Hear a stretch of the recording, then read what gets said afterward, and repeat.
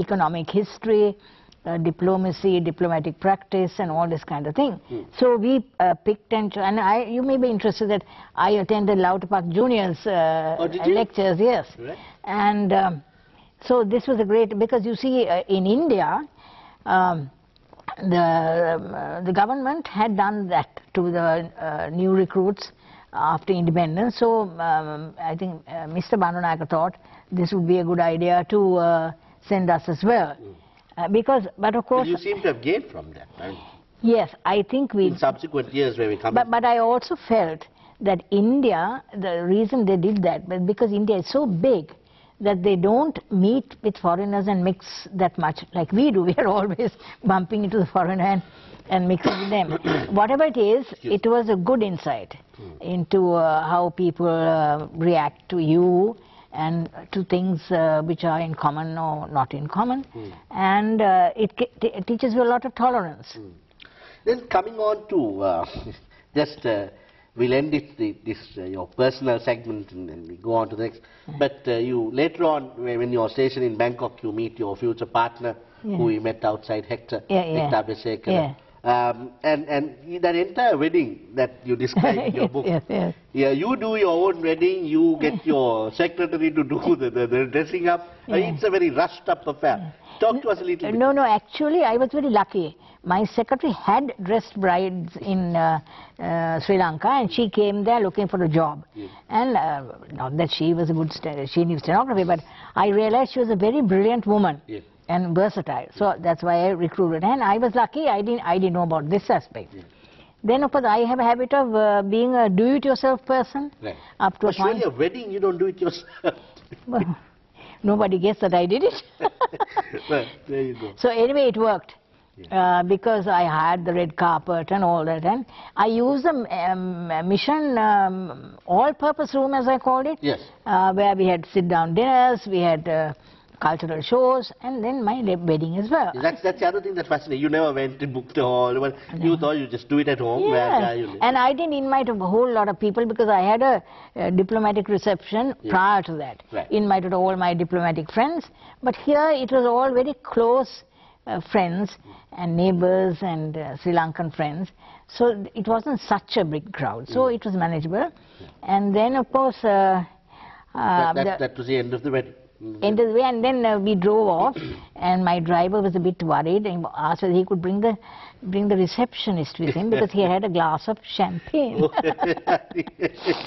we're going to discuss much more with Mrs. Abeysekera, particularly that career that began in Sri Lanka's golden years, as I said, of our foreign relations, of our diplomacy, and that is to come. But before we go for a very quick break, I'd like to remind you that, and thank you, that we value your contributions.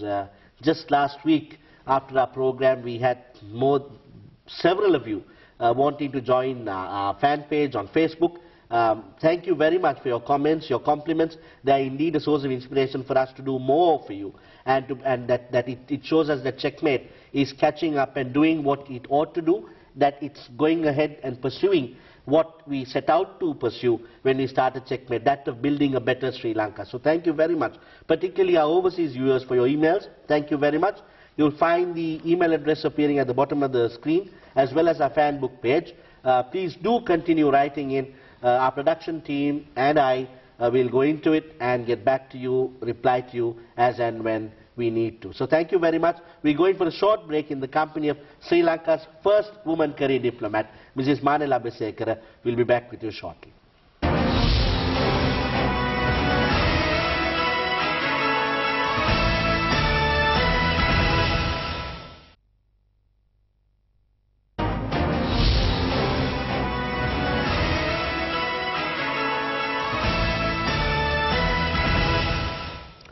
Hello and welcome back. We're in the company of Mrs. Manela Abeysekera, and this is our segment where we speak of your career and your trials, tribulations. In 1958, you entered as the first woman to enter the then Ceylon Overseas Service, subsequently the Sri Lanka Foreign Service. Now, Mrs. Abeysekera, this is a new era in our foreign relations. If we recall, 56 there had been a change of government, and Mr. Bandaranaike changed the hitherto foreign policy.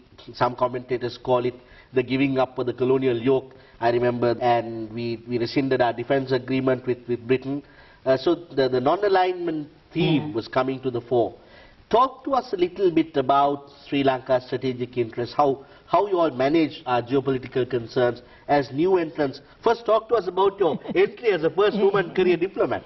Well, I think that was possibly a fluke because I think I stumbled upon it because by chance I saw an advertisement in the newspaper, which was a repeat of a Gazette notification, saying that applications are being called for the foreign service or the overseas service. Yes. And then there's one sentence: a married woman must get special permission of the Public Service Commissioner. Yes. So I thought, aha, well, an unmarried woman might have a better chance, who knows. So I decided to apply, and as luck would have it, I was called and I got in. Now, when we joined, we were, of course, not trained, as it were. We had a good pep talk from the Foreign Secretary, Gunasena Soiza, and then later on we met the Prime Minister. And the thing was, the funny thing was, he was not in a good mood because he had, had arrested a federal party person and put him under house arrest. Yes. And my father knew him very well. So father said, darling, be careful. He's going to be in a bad mood and he may take it out on you, how right he was.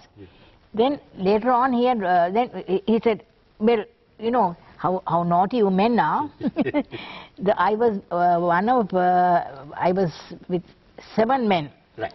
Normally they would not take care a hoot about whether I was a woman or a animal. Yep. But that time, they said, after you, they wanted me to go and sit next to the Premier. I was no fool. Knowing that he was in a bad mood. Yeah, no, they didn't know. I mean, none of us knew. But I was shrewd enough. I went round the other way and sat next to Mr. Gunasena Soiza. And the boys had to sit there. So he was asking questions. He said, tell me what's my foreign policy. Before she could finish, he asked for the next one. Then after about the third one, he said, Gunasena, I think these young people must go and read about my foreign policy. There was a little booklet printed at that stage. So off we went with our tails between our legs. And then about a week later, we were summoned again. The people had been released from house arrest. My father said, now darling, he's bound to be in a very good mood. So I said, God help me, I hope so. Then we went. And there, of course, it didn't matter where he beamed at all of us. And he turned to Mr. Soiza and said, now, Mr. Soiza, I must ask you, all this time, you had only men. Now you have this woman. Now, who is that woman, Gunasena, who has the most enormously fat legs? Who's very important in foreign affairs. I'm covering, hoping my legs are covered by the sari. And I hope, Gunasena, that the power of Babel won't become the power of Babel now. So, and father was quite right, yes. So, but then, how did you manage this shift of foreign policy, if you like, from the former colonial inclined agenda to a non-aligned? How did you manage the shift? How did you? Actually, Vernon Mendes was the first career diplomat. So in their time, and earlier the civil service manned the foreign service because there were no there was no direct intake into the foreign service. Yeah. Now they would have had to handle the old system. Now we came at a time when we were aware, of course, we had been reading and studying about these things, but we didn't have to actually effect any transition, but we had to learn and accept that the transition had happened and understand what was the whole of East Europe was open now to us. And the thing was, I rather enjoyed it because most of those countries were new to me. I had never been in that, and I think it was the same for most of my male colleagues. So anyway... tell us some of the names of the time. You mentioned Dr. Vernon Mendes. Yeah. You, Dr. Neville Kanakarat, was Mr. Neville Kanakarat? He was much earlier. Right, much earlier. But you know, the sad thing, Krishmal, is I think I'm wondering whether I'm the only one alive. There's one man whom I